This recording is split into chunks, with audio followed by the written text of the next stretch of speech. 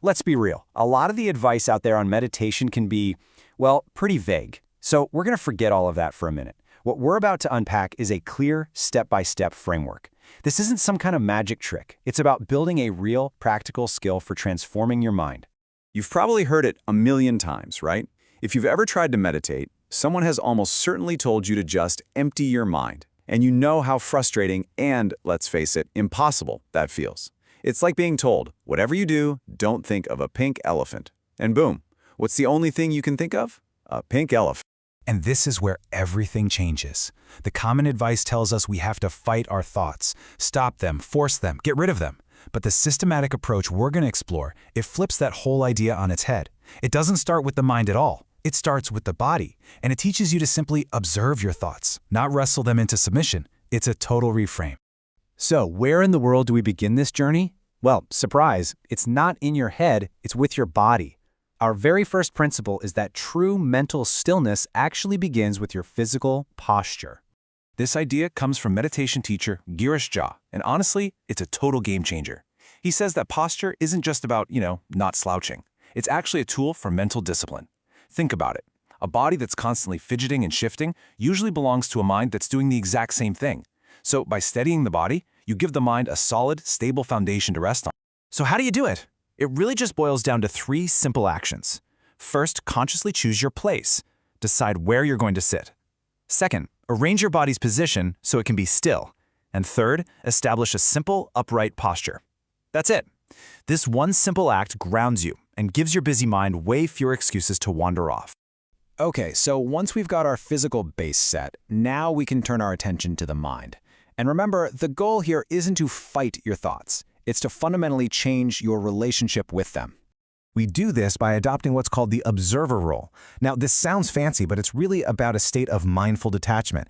It's this profound light bulb moment where you realize, wait, I am not my anxiety. I am not my anger. You're the one who is simply witnessing them as they pass by. To make this feel a bit more concrete, let's use a really powerful metaphor. Just imagine yourself for a second, standing on a railway platform, feeling perfectly safe and totally still. Now the trains, those are your thoughts and your emotions. They pull into the station. Maybe some are loud, fast, and chaotic. Maybe others are slow and quiet. Your job isn't to stop the trains. It isn't to change them or reroute them. Your only job is to watch them come and watch them go without hopping on board. This creates a little bit of distance, and it stops you from getting swept away by every single thought. And let's be super clear about something. This isn't about being careless or numb to what's happening. That's just avoidance. Being an observer is about being carefree, which is a state of kind of joyful detachment, a steady awareness. You're not ignoring your feelings at all. You're just learning to stand steady right in the middle of them. All right, so we've got our physical base set up. We've got our mental perspective, the observer. Now let's look at the actual tools we can use to sharpen the mind and go even deeper into this state of calm observation. This all starts with a simple 3-point breath awareness. First, you just watch the breath as it flows in and out. Second, you really feel the sensation of it. And third, and this is so important, you don't try to change it. Don't force it. You're just observing, not controlling. You'll find this naturally starts to slow down the mind without you having to force anything. And here's another great reframe from Girish Jha. He calls breath awareness a workout for wisdom. I love that. It's not about passively relaxing, like you're just zoning out. It's an active practice that connects your thinking mind to a much deeper sense of peace. It's what gets you ready for the next step. So what happens when the mind wanders off? Because it will, right? That's what minds do. Well, we have a tool for that. A mantra, something like Om Shanti, which just means I am the peace, can be repeated softly. It acts as this gentle anchor, giving your mind something to hold on to and helping to dissolve those intrusive thoughts without having to get into a big fight with them.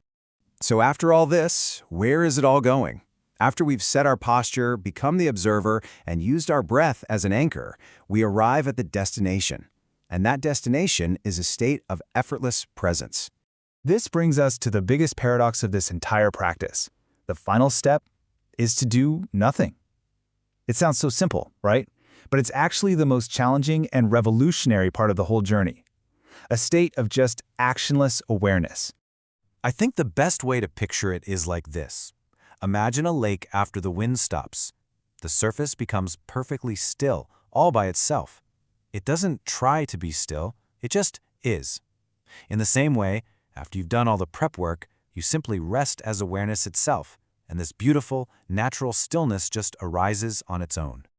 So we've walked through this whole journey, right? From your physical posture all the way to this state of pure awareness. Let's bring it all back home to a single, simple idea you can use literally right now. You know, if you take only one thing away from all this, let it be this. Mental peace isn't some magical state that you just stumble into if you're lucky. It's a skill. And just like any other skill, it's built through a systematic, step-by-step process. The good news is you now have the map. And that leaves us with one final thought to chew on. We so often think that the battle for peace and quiet happens entirely inside our minds. But what if the most powerful first step you could possibly take isn't in your head at all, but in how you simply choose to sit in your chair?